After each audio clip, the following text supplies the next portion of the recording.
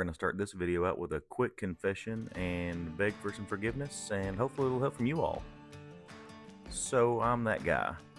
The guy who calls somebody who knows what they're doing, asks their advice, and does exactly the opposite of what they were recommended to do.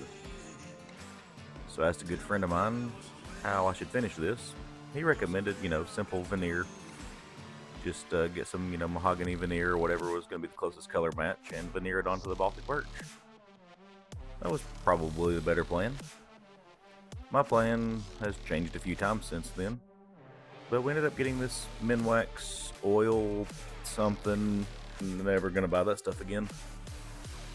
And it turned into this. So on today, which was hopefully going to be the installation day, it became sand it all back down again day. This stuff was awful to sand. It took quite a bit of time, quite a bit of sandpaper, a whole lot of patience. Also, took the battery for the M18 sander completely. So now I'm using the little M12 detail sander to get the job finished up. I think it's kind of like the noisy cricket from the first Men in Black movie. If you know what I'm talking about, let me know. So the help I'm needing from you guys is, what do you all think the best option for finishing this up is?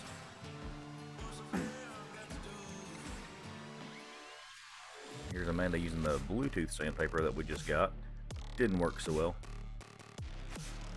And now she's trying to convince me that her battery's dead on the corded Bosch sander.